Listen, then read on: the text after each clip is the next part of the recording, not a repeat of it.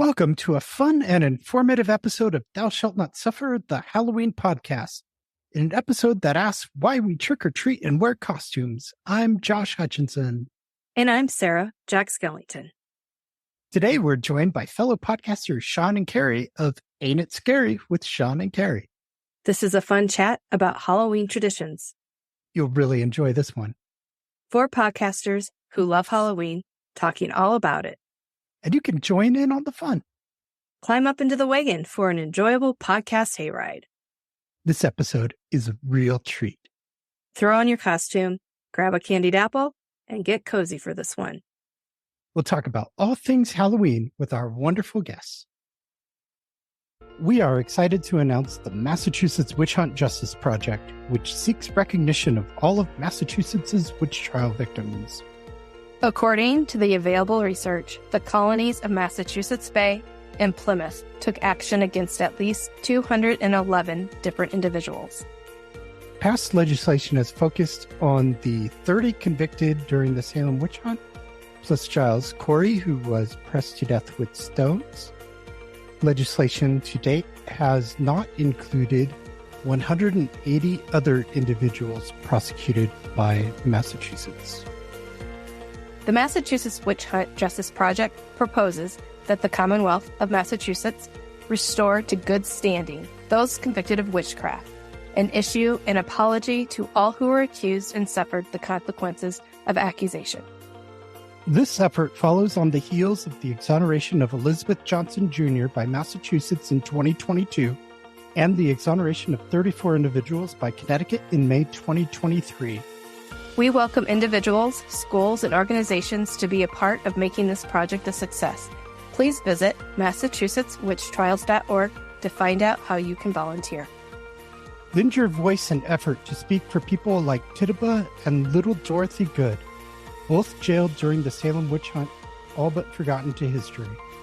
These memorable victims and many more deserve to be formally recognized by name as innocent victims of Massachusetts witch trial history. Sign the petition today. The link is in the show description. Thank you. He's skeptical, she's spooky. Together they explore the unknown, unsolved, unbelievable, and just plain weird on their podcast, Ain't It Scary with Sean and Carrie. With their passion for history and the truth, they bring their different perspectives to today's episode team-up. It's about to get scary with Sean and Carrie and Josh and Sarah. Sean and Carrie, we're so glad you're here. So glad to be here. We first got in touch with you guys, I think, when you were just getting started. And I feel like you had a part in the exoneration recently of the witches here in Connecticut and, non-witches, the victims here in Connecticut. And it's been great to watch your podcast grow. It feels like grow past its original remit. Now witches all over the world and modern day witch hunts and some really interesting but important stuff. Whereas we talk about stuff that might be interesting, but it's often not very important, at least not in the immediate sense.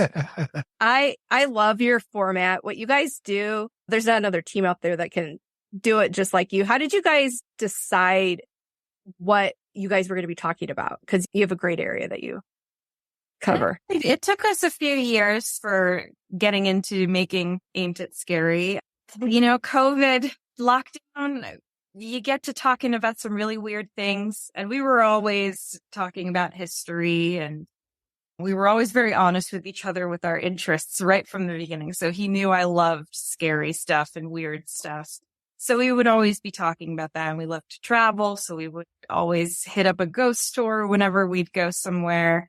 And then from there, we've just always been really interested in true crime and history for sure. I think I brought my interest in the paranormal to Sean because he doesn't really believe in it, but he still enjoys the stories and all of that, the history aspect of it. Yeah, and we've felt it out a little bit as we go. Like sometimes a particular, you're doing a story on D.B. Cooper and you're like, is this scary though? And it's weird enough. We don't know this guy. All right, this fits in the remit. Or I'll be doing something on on Nero or something. So it's some really horror movie stuff. Am I still in the remit of the podcast? But Carrie's let me get away with it so far. I feel like it would be scary enough to be on Nero's bad side. So that's Yeah. Oh, yeah. So yeah, we were just in lockdown and decided we have some of this audio equipment around. Let's give it a shot. We had bonded over our love of podcasts before then. And yeah, and it ended up pretty well. It took a while to get started for sure. But then after that, we just really committed to it. Yeah. My educational background's in production and stuff. And so is Carrie's, just on different sides. Yes. Yeah. And so it was a natural thing to just take the conversations we were already having and put them on the internet. It's so great that you did. I'm so glad about your show. It's so entertaining, but educational, and it's a really fun ride every episode.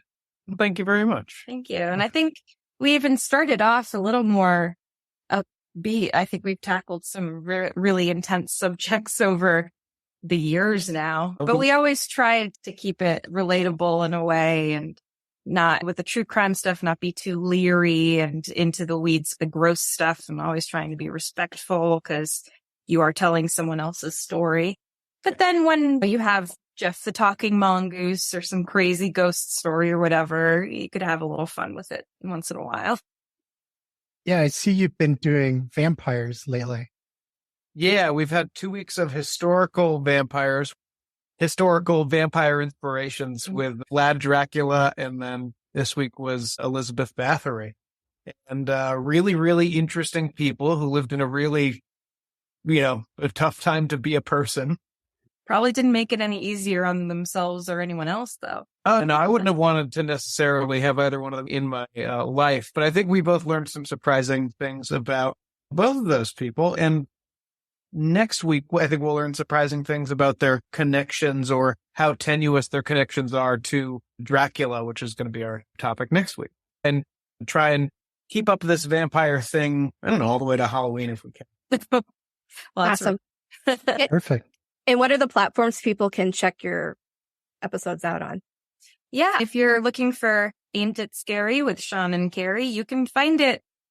Hey, if there's a podcast platform that you can't find it on, let me know, because I've tried to hit all of them. Apple, Spotify, all of the usual platforms, all the podcatchers should be there. Google Podcasts. Google, yes. And at ain'titscary.com, you could also listen to any of the episodes there if you want to really go desktop with it. So one of your episodes I loved from last year was your Halloween history.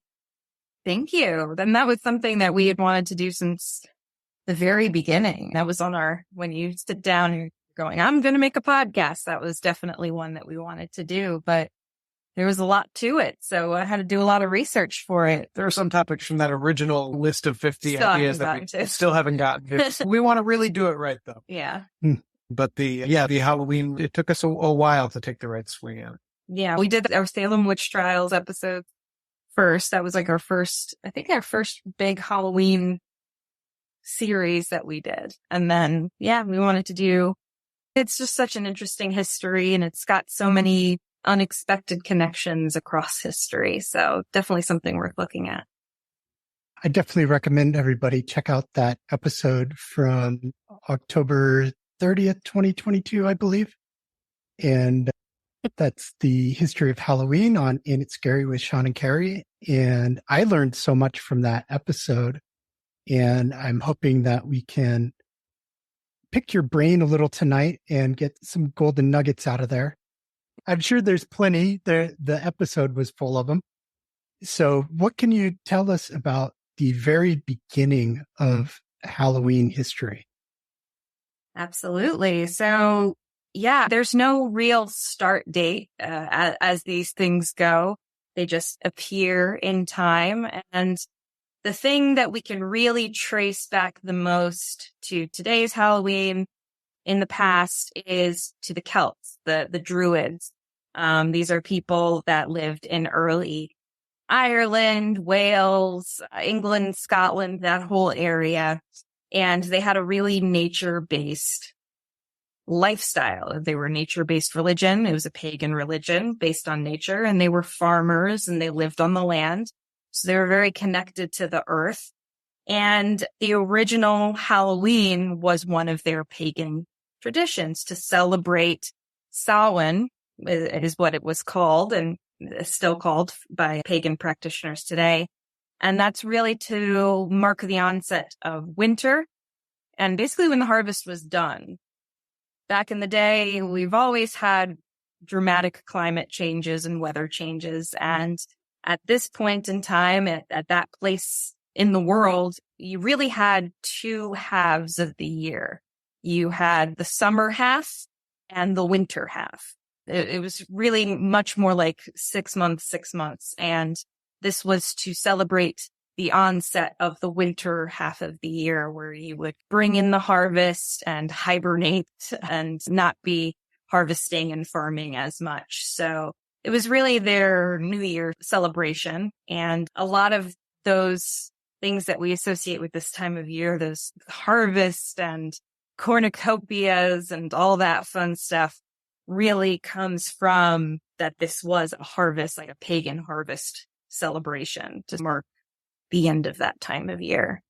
So I imagine there was a lot of feasting then. A lot of feasting. Obviously, they would save what they could, but they would also, it was like a communal feast. It was very symbolic because they were sharing it with their ancestral dead as well. They felt like this was the time of year where they could really connect with those who had passed away before them. And so it was marked with these feasts where they would commune with the dead symbolically in a way. And so they would have part of the harvest set aside just for this big party. And part of it would also be offerings for the dead. After the harvest, it's a time of plenty. Of course, you have to plan ahead and not starve yourself at the end of the year, but it's a time of plenty and you're looking at this bleak season coming up. So you've got to get out there and live it up while you can.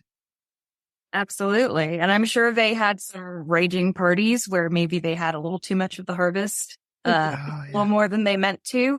But yeah, it was the time before things were about to get hard with winter and they're living much closer to the land.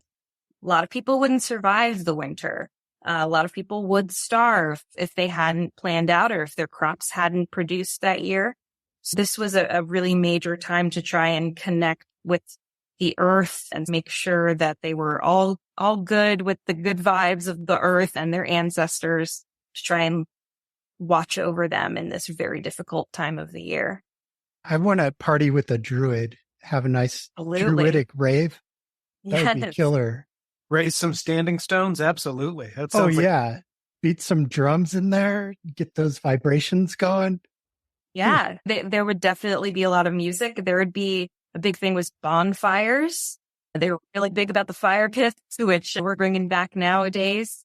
But because their religion was just so based on nature, it wasn't even like the same kind of idea of a Christian God or anything like that. It was the world is their God.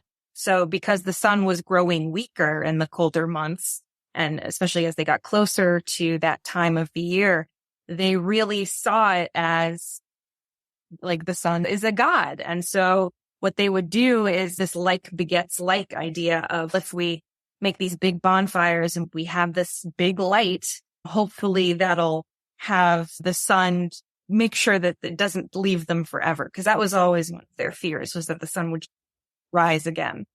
So they figured if we put up these fires, the sun will like that and it'll want to stick around pretty much. It sounds a little wild to us today because we understand what the sun is and that it will come back, hopefully. But yeah, I guess any religion can be wild in the eyes of someone else, but it's really cool how these traditions harvest bonfires and like sitting around the fire pit, having s'mores in the fall. That's such a fall activity. And they were doing that centuries before Jesus was even around, very BC. When did the fear and the spooky start? There is that probably in our perspective today of they're connecting with the dead and their ancestors. That's spooky, but they wouldn't have seen it that way. It's very much like something like Dia de los Muertos, where it's more of a reverence. Part of the spookiness, I would have to say, came from the Christians, those good old Christians assimilating pagan traditions to try and, like well, they're already celebrating this, so we can figure it into our feast calendar and try to get them to join Christianity, but not have to give up all of their traditions. And so they really went deep into the idea of a time of the dead, because they couldn't really call it the same way that it was, which was like a harvest festival, paying tribute to the harvest, which was like a godlike figure. You can't do that in Christianity. So they changed it to All Saints Day and All Souls Day. That was the time of what would be called Hallowmass, November 1st and 2nd. And so the Saints Day would be to mark the saints, especially in Catholicism, obviously. And then All Souls Day would be for the spirits of those who had passed already. I mean, Catholics do everything a little spookier, I feel like. So that sort of brought a little bit of a less of a celebratory tone and more of a mourning, like a sad tone when it came to All Souls Day. And then the dead really got involved. The idea of the dead got involved in the tributes. There would be a lot of prayers. People started baking soul cakes. You couldn't make sacrifices anymore to the dead because that was pagan. So you could bake these cakes and make them as offerings, which became our treats that you would give out on Halloween. Yeah, I think Catholicism really brought a dark, I'm not trying to be critical, but like a darker kind of more mournful tone to it. And that just naturally became spooky. Carrie, do you think it'd be accurate to say that it's always been about being closer to death, but then our attitudes toward death have changed? I think that's exactly it. Yeah. I think as science and as time has gone on, as we've understood things more, death has become less of a constant in people's lives. Obviously, it's constant in everyone's lives, but even through the Victorian era, people were having funerals in their houses. Like, people would be around death very often, right up close to it, and they were more used to it. So I think it makes more sense that as time has gone on, we still have these traditions that are spooky or morbid, but they've become, in our perspectives, spookier and more morbid because we're less familiar with death. And I think we're more scared of it because it's much more of an unknown. People live a lot longer. People get well after getting a cold, knock on wood. And back in the day, if you caught a sniffle, that could be it. And people would have 10, 12 kids because they were assuming that a few of them would not make it to adulthood. I think as we've dealt with death much less in our day-to-day lives, that's made the sort of death rituals much creepier to us because I think it freaks us out more.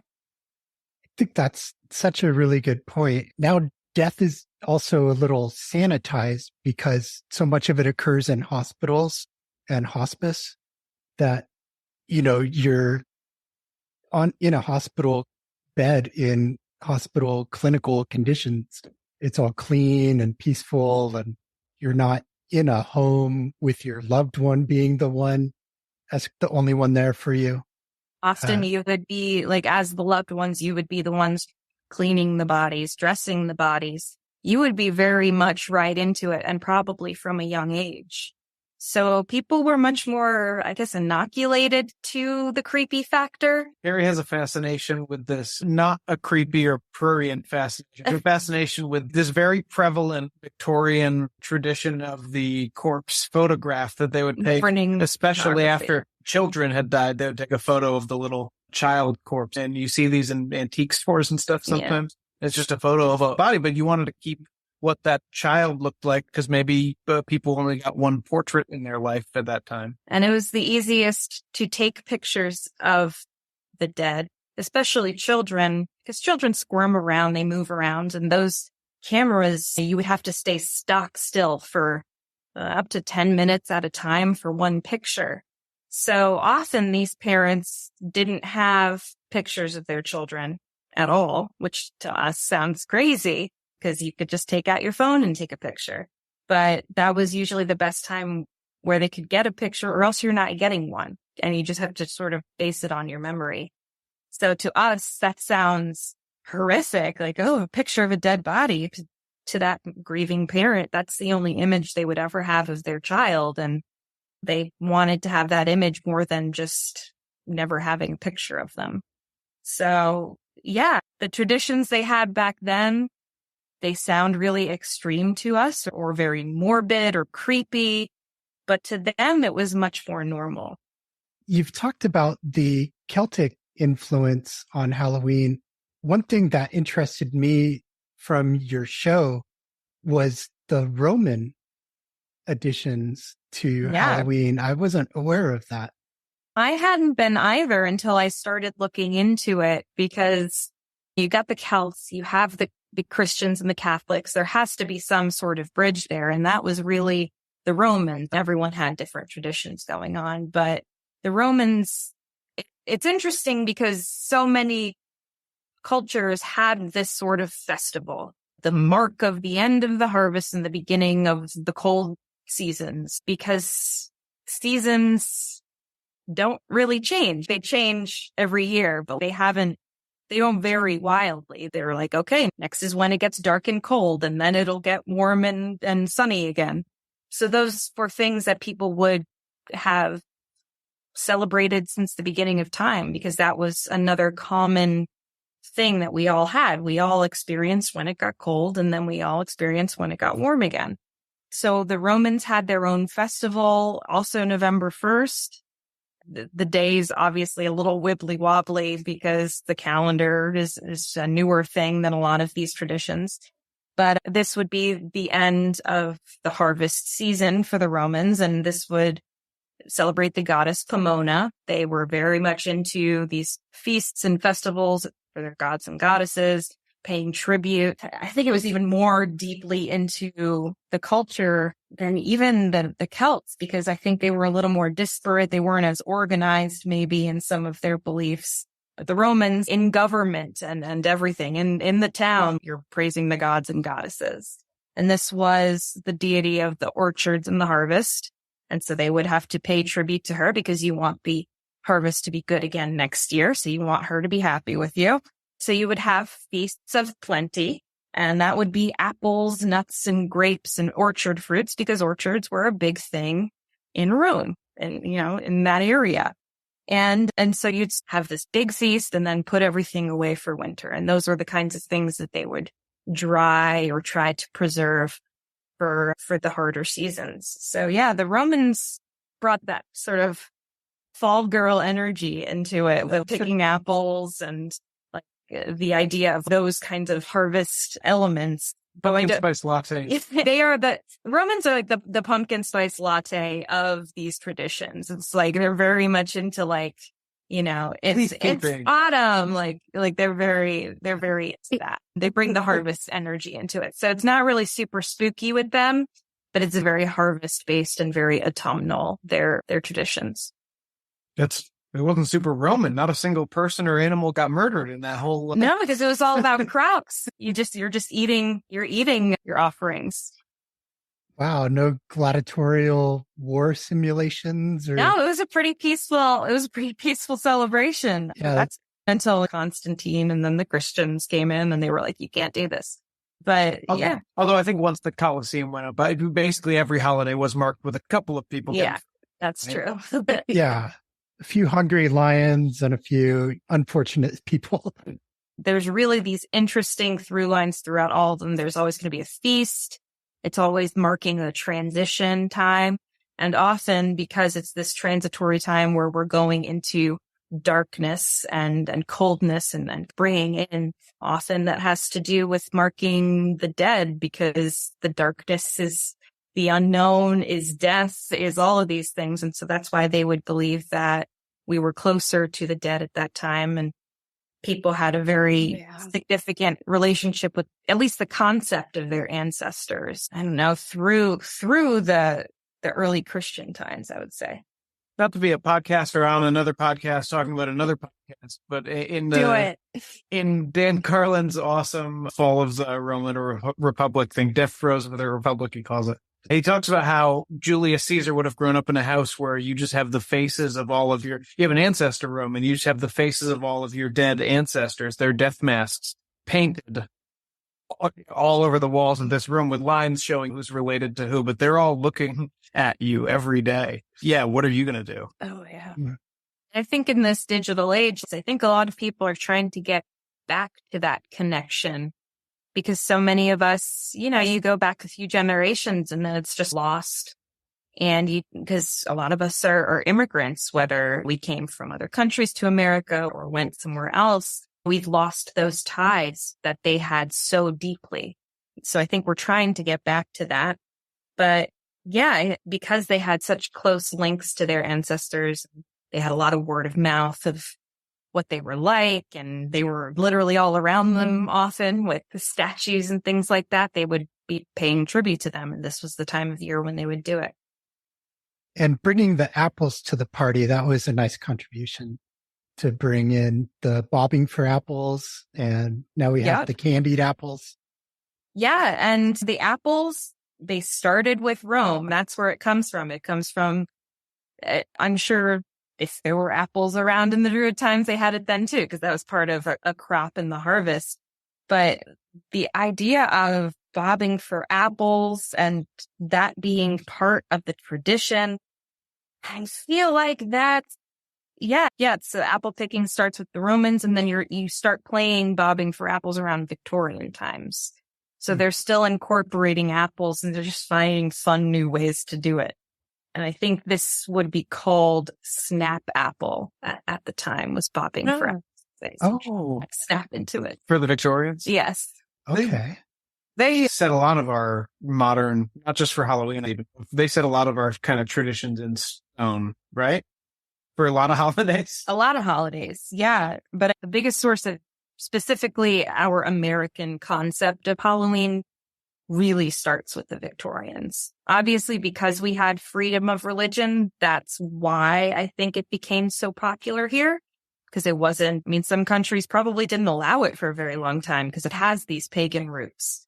But we had this freedom of religion, and that starts, and we have the Revolutionary War. And then in the Victorian era, they're feeling very close to death. The Victorians are notoriously very morbid, and they start to have actual Halloween parties and things like that, where it's not Samhain or like a pagan festival, but it's like a fun time they were like matchmaking events. You'd go and court your beau at the Halloween party in Victorian times.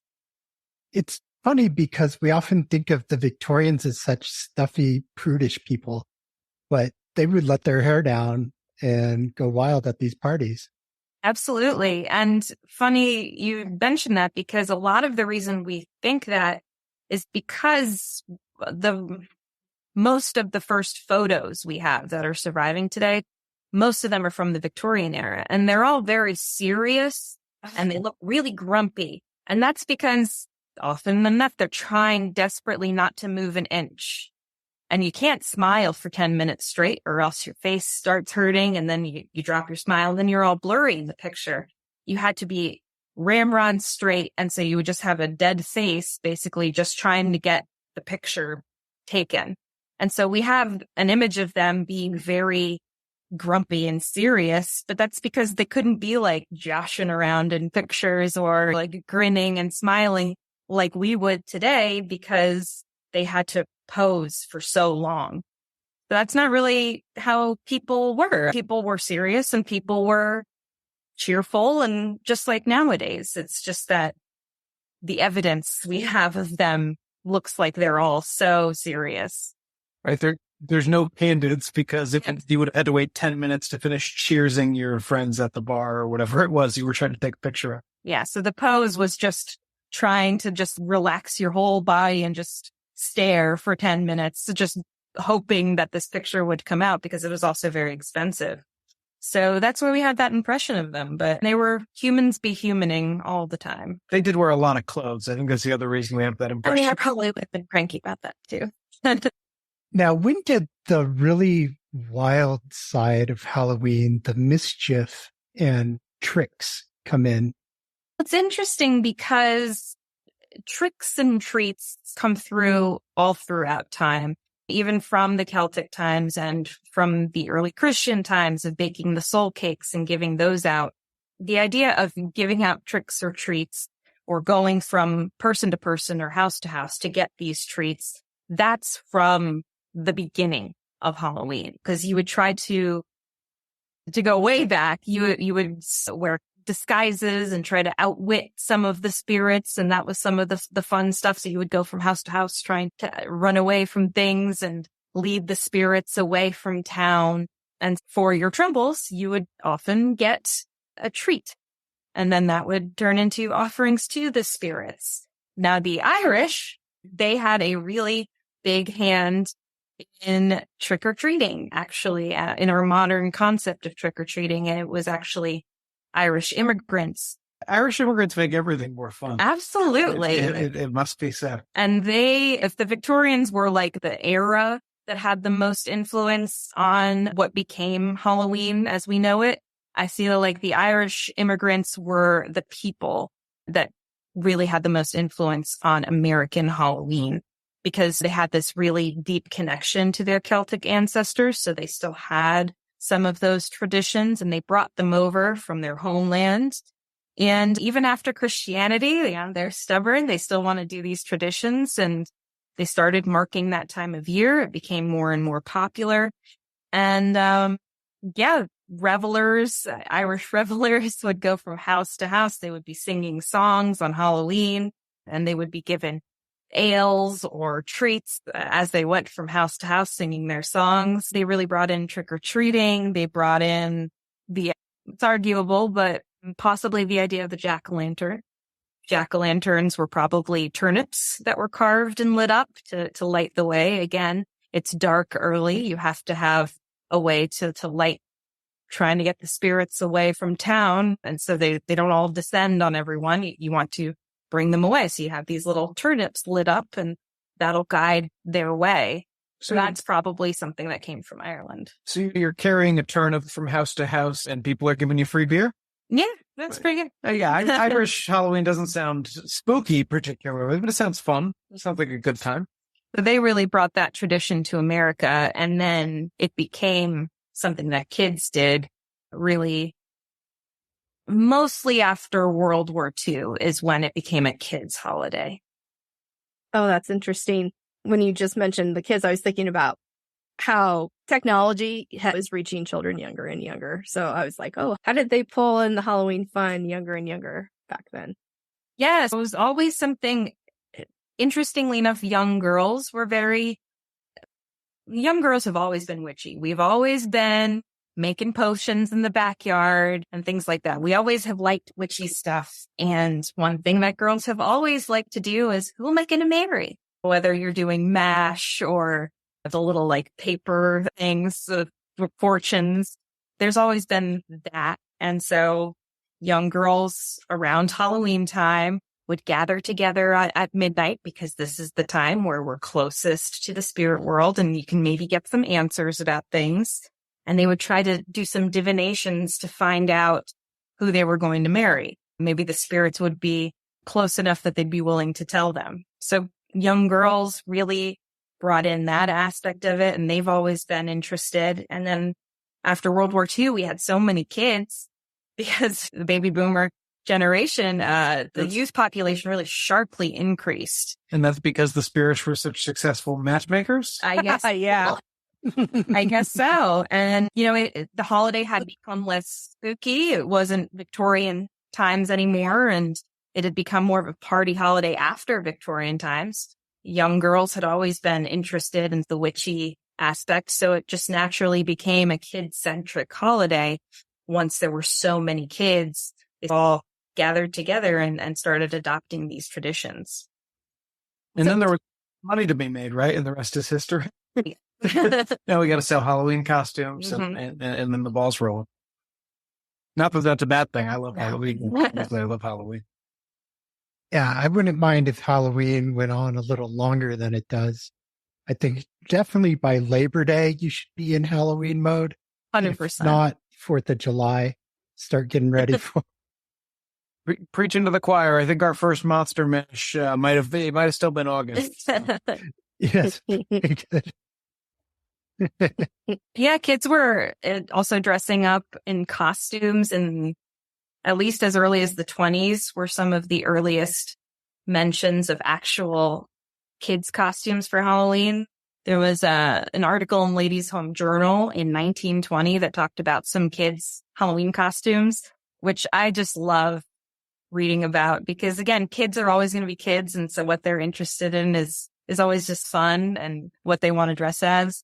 And in this article, they mentioned 2 Charlie Chaplins in the same group and a gingerbread man. So it's like this sort of fairy tale character. And then I just love the 2 Charlie Chaplins as having 2 Iron Mans. That was what was popular. That's what kids liked. So it's a fun way to look at history as well. Yeah, kids are always going to be interested in their stuff and they're always going to want to dress like it.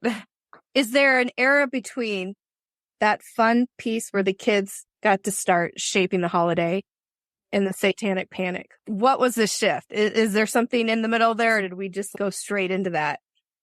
Yeah, we didn't go straight into it. I think it's, when it comes to the Satanic Panic, which we talked about on our show, it's very much the political leanings of the country. We're seeing some of those things now again, the same sort of, we're talking about baby eating again. It comes in waves. And Halloween, because it deals with fears and, spookiness and fears of death especially, it often gets associated with our general fears as a culture. Kids were starting to wear costumes and stuff in the 20s. Then in the 40s and 50s, they're starting to make it a more kid-centric holiday. It really spreads across the country as kids go trick-or-treating on Halloween. That didn't happen until the 50s and 60s. By the 60s, you have it pretty much across the country that people know what trick-or-treating is and they're going trick-or-treating. I think you needed the invention of the fun-sized candy bar to really fully optimize. You joke, but like widespread entertainment, media, TV, commercials, things that can be targeted at kids, they get brought into this holiday of, candy. Okay, so we can make this targeted at kids, have them be like, Mom, get me this candy. You can have commercials for that now. Mid-century, you're seeing more of the widespread celebrations. And then in the 70s, just like with the rest of the country, there's a lot of unrest after Vietnam. There's a lot of political strife. There's the youth generation versus the older generation, those sorts of feelings. And that's when some of the backlash begins. And that also incorporates the Satanic Panic and those kinds of fears. And in the 70s, you have the first murder associated with Halloween candy, which is Ronald Clark O'Brien. Now, this is a bit of a trivia. No one's ever been poisoned or anything with Halloween candy by a stranger. That has never actually happened. There's never been an injury from razor blades and apples. Very dubious as to whether there has ever been a stranger giving out razor blade apples. Yeah, sure, but O'Brien, here's one Irishman who was no fun at all. Yeah. Because of this murder, who, just to go into it quickly, he was a very sick man who poisoned his own son in Halloween candy to try and get insurance money. But it became an urban legend. The person poisoning the candy, you better check your candy because there could be poison in it.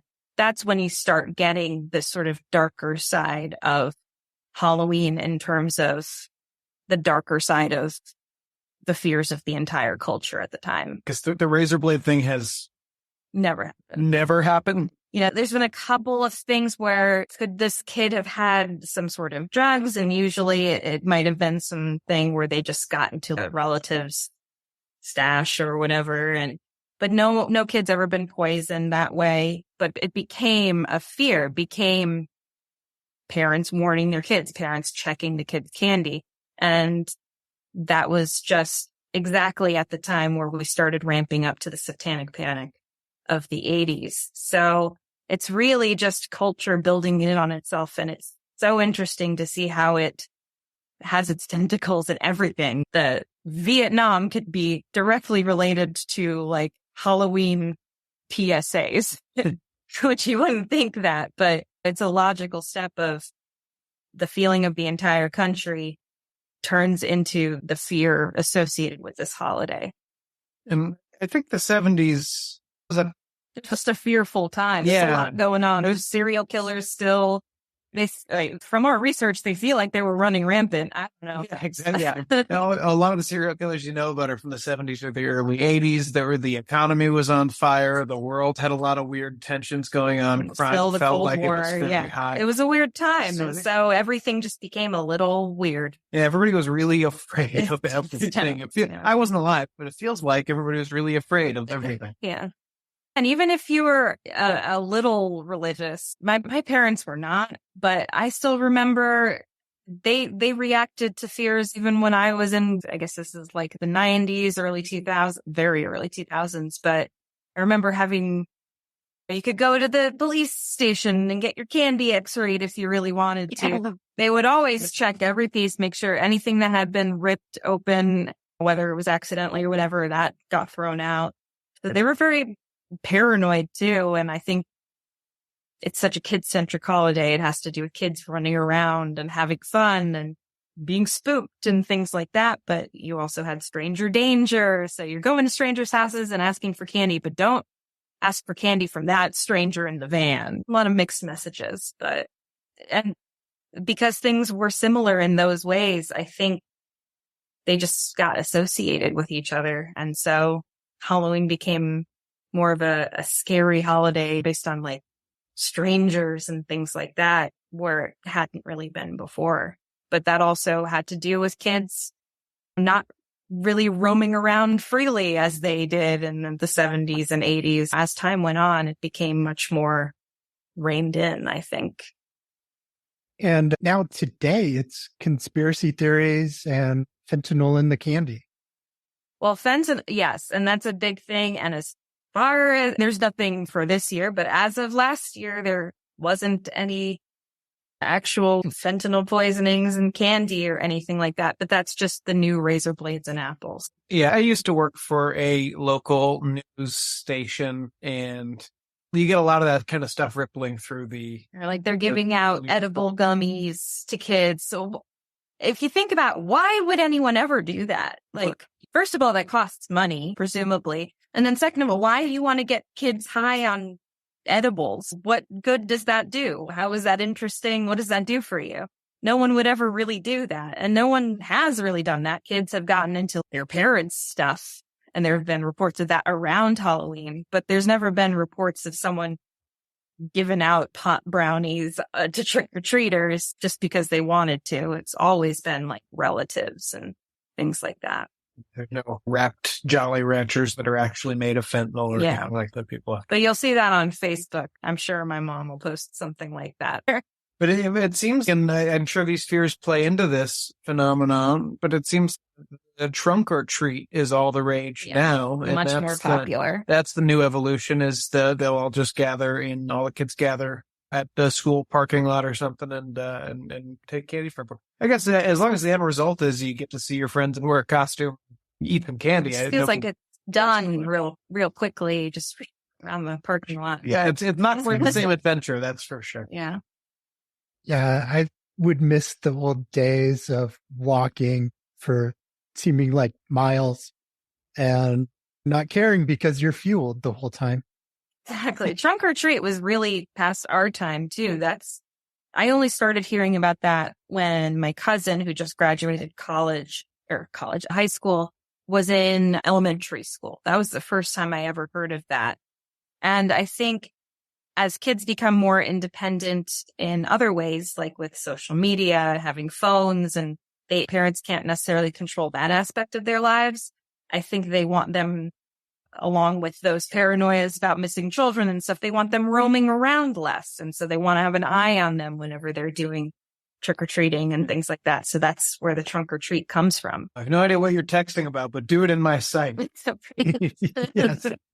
Yeah, it's interesting how the freedom aspect, along with the youth culture, it took a steep rise of trick-or-treating spreading as a tradition throughout the country. And I speak of American culture just because it's so prevalent with Halloween as it is today. It does happen in other countries, but we're number one when it comes to Halloween. We're really into it. So as the freedom rose for kids where they would just bike around or they would be able to wander by themselves, then that hit a point where around the 70s, somewhere in there. There was too much paranoia, there was too much fear, and that the freedom started to decline to the point where now, I think trunk or treat is probably more prevalent than trick or treating nowadays. At least from what I've seen the last couple of years, but we were in a condos. Yeah, I was going to say, I hope not, because for the first time, we're in a house on a street. I've invested in a lot of candy to give out, so I really hope we get trick or treaters. But yeah, it's definitely gone down in recent years because of these organized events. And I think that has to do with, again, directly, you can chart satanic panic to trunk or treat. And I think you can make a straight line there as to point A to point B. And then you throw in the pandemic, and that throws everything for a loop. That's like a new kind of paranoia. They could be giving you bacteria now. And I think 2021 was the first year where I saw anyone really going trick-or-treating after, really last year more, but UV light and UV light. Yeah, spraying down originally with the groceries, spraying down the the wrapped bag with the Lysol and then letting it sit. And it's just another thing to be afraid of. And that month when we were leaving all our groceries on the deck for a little while first. In the sun. Yeah, I saw a lot of the UV lights for Halloween and things like that after COVID, because it's another way we adapt the tradition to fit our current fears. Yeah, that year for my son was like 8. And so everybody was shooting their candy down these I saw pipes on their. Yeah, but Halloween will always make you creative. So there's also the good side of it. There'll always be people that want to give treats to kids on Halloween because it makes them happy. And so there will always be positives with it. But yeah, I think this holiday more than any other, we really uniquely adapt it to our culture, especially in terms of what we're afraid of, because what the holiday's about. And so I think it really reflects where we are socially and culturally. Every decade or so, you can see how it changes to fit those social and cultural changes. Although it's funny, kids, and this isn't just, I'm not like kids today, but kids, well, when I was a kid, there was a year that we were all Power Rangers. It's not like we're always dressed as things scare us necessarily. Yeah. You're just like, the coolest thing you can think of is everybody gets to be somebody else for the night on Halloween. Yeah. So that's another aspect of it too. Mm-hmm. And we'll be Bonnie and Clyde this Halloween. That's our plan. Oh, that's awesome. Bonnie Parker and Clyde Barrow. Thank you. Although we will be posthumous. Yes, they will be dead. You got to do that with them, I think. But yeah, costumes will always be a thing. But now that there are other concerns, there are people wearing costumes into movie theaters and doing bad things. That's our dog. So those fears get adapted, and now you can't wear masks certain places on Halloween and stuff like that, which makes total sense safety-wise, but that wasn't something we were concerned about till we were concerned about it. One trend that I'm seeing in Halloween is more travel, especially to places like Salem. I know they had their record year last year with over 1 million visitors in October, and it's a town of 40,000 or something, and it broke the toilets. So yeah, it's a small city and we love going there because we're only a couple hours away. I usually like to go a couple times a year because it's just a really cool town, even subtracting all the witch stuff. But that's just great frosting on top of the cake for me. But I think it's interesting how culture does inform these things, because I think it started really skyrocketing in terms of insane attendance rates around the time of, weirdly enough, like Hocus Pocus's around 25th anniversary for the movie, because they had a lot of movie related celebrations and stuff in town, and people started realizing you could go see the places where they filmed in town for the film Hocus Pocus. I think the people who grew up watching it on Disney Channel, like I did, millennials, now we had the money and the resources to travel to a place because it was in a movie that we loved as a kid. So I think all of that sort of wrapped up together in around like 2015-ish. And then crazy enough with lockdown, people got really stir crazy after that. And I know a couple of people that work in tourism in Salem. My friend Elise runs thingstodoinsalem.com. Just got to give her a shout out there. But she said after COVID, you would think it would go down, the attendance rates, and it's skyrocketed even more than anything related to Hocus Pocus or anything like that. The last couple of years, 2021, 2022, have just been stratospheric. You can't even drive into town barely any day in October anymore, which you used to would be busy, but you would be able to drive in and park somewhere. But now you can't do that.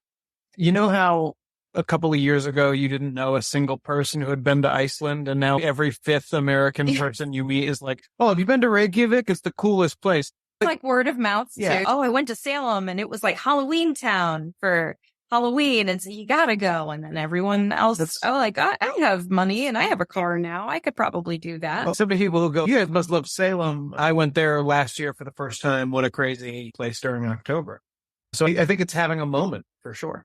And I started going yearly around 2015 or so, which is that time that I mentioned. But that was also the time where I happened to be living on my own and planning my own weekends away. And I wanted to go to this place that my parents brought me to as a kid. I didn't really understand it then because I was like 7 years old at the Witch Museum. But now I wanted to experience it as an adult and appreciate it on my own time. I think a lot of people have had that same thing the last few years, especially with Salem, because at least locally, it's much more easy for people we know to just drive over there. But even other places have become destinations as well. And I really think it's just because of certain generations are really interested in certain things. And my generation likes spooky, hocus pocusy stuff, so they go to Salem. Right. My parents love to go down to Tombstone for Halloween. They have El Dorado days. Yeah, that's awesome. They can cosplay as dead cowboys and things like that. So it's pretty awesome. I would love to go to Tombstone generally, but around Halloween sounds like a great idea. Mm-hmm. I always tell people now that they should go to Salem twice because it is cool to see the October of it all. But you can't even get into museums like at that time of the year anymore. I say go twice. Go like in the spring, like off season, and actually go to the museums and enjoy it without 1,000 people in every store, and then go and just experience that Halloween stuff. And don't worry about tourism, just experience the celebration because they're very different vibes and very different things. It's a town that has confronted its very public, ugly history in such a way that it has turned inside out into the most liberal, groovy town you've ever. Which, of course, is attractive to a lot of people wanting to party, I'm sure. So I really enjoy our time there. And they got a cool comic book store, too. Yeah, that helps. Oh, they do. If we were there in May, and fortunately, May's a good time, especially if you're there in the middle of the week. Yes. You can get into anything you want to the middle of the week. And May was my experience, where I was there in October in 2016. And it was so crazy. Yeah. It was a madhouse. Just imagine that. Yes, probably like times 5 now. Just the attendance rates have been astronomical. But it's a totally different experience. And you go for the history and the actual town itself off season. And then in October, you're going for that Halloween experience that you can only get there. Right. And a lot of people have gone from doing the haunted house to staying in a haunted hotel for Halloween. Yes. And that's something that you would think people don't want to stay in haunted rooms, but certain rooms in certain hotels, you have to book years in advance. Salem, just to have a hotel in town, you have to book a year in advance for Halloween season. Now, it used to just be Halloween that you would have to make sure you had reservations. So now, end of September to early November, you need to book a year in advance if you want to go. And if you want one of the purportedly haunted rooms in the popular hotel, 5 years. Good luck. But there's also more places that offer those sorts of experiences, like the Lizzie Borden bed and breakfast. You can go there and sleep in a room that people were murdered in, and those kinds of historic kind of escape roomy but real situations have become a lot more popular as tourist destinations in the last few years. And those Lizzie Borden people actively seem to advertise to the like clicky machine Ghost Adventures set. Yeah, they know where their bread is butters, and ghost hunters love going there. I haven't been, only Carrie has, but I would love to stay at the Lizzie Borden. I haven't stayed, but I've done the tour, and it's very educational. I would like to stay there just out of morbid fascination. Curiosity, with the case. Was she an axe murderer? Am I staying in the axe murderer's house? This is interesting. I know a couple episodes you can listen to find out, Josh. Oh, yes. I think people have always, it's both a little morbid and maybe the rush reminds us that we're alive. And I think people have pulled pranks since the cavemen's times, and people have told scary stories since we had language, and we've told ghost stories and stories about monsters and things like that since we've had language. We've always liked to be a little scared, controlled, scared. Watching a horror movie, you know that's not happening to you. Telling a scary story, you know it's not actually happening around the campfire. So it's like a controlled dose of fear to sort of, give you that little adrenaline boost, but also reassure you that you're in no real danger. And I think stuff like what it's called dark tourism, these sort of spooky tourist places or ghost tours or things like that, you're getting close to it, but you're still in control of the fear. And I think that can be very attractive to some people who enjoy that. It's like going on a roller coaster. Carrie, if I may steal a story from you, an anecdote. When you were very young, your uncle had a bust of Frankenstein's monster on his desk. And you were fascinated and frightened, and you terrified me, but I would always sneak into the room, and I was only scaring myself. It wasn't that people said I couldn't go into the room, but I would sneak in like I wasn't allowed, and I would peek at it, and then I would run away because it was so scary. But you kept creeping in because it was fun to be scared by the bust in a controlled way where you knew once he ran away. That's how. And I know it's not Frankenstein, but he looks scary. And so it's a little shot of, whoa, that's scary. And then you run away. It's not Frankenstein. It's the monster. The creation. But I think kids are like that, which is also why they respond to Halloween. And I think humanity has always been like that. And that's why we all respond to Halloween, even nowadays. That's very much what our podcast is about, too. Ain't it scary? Yeah. Is there anything that you wanted to cover that we haven't talked about today? Yeah, we've really gone through all of history, haven't we? My goodness. Yeah, Halloween, as it is today, as the Halloween that we're talking about, is such a uniquely American holiday, an American experience. And this version of Halloween has leached out into other countries now, whereas kids dress up and they go trick-or-treating now in places like the UK and Australia and things like that.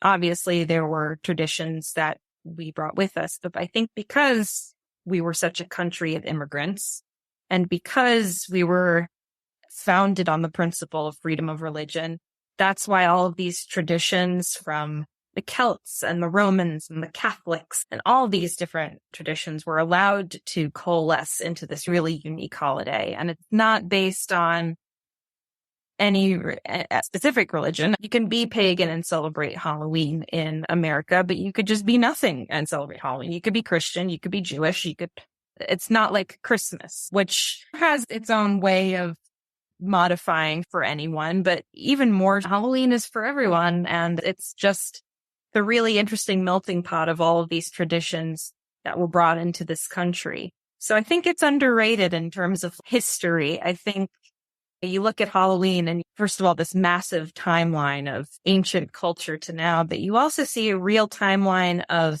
America and what's important in our culture and what has been important in our culture and how those things have changed, especially related to both our fears and our children, the youth of America, because it's such a youth-based holiday now. And so it's just a really fascinating way to look at history and look at our culture in a way that you wouldn't expect necessarily, because you grow up and it's normal to you and it's always there.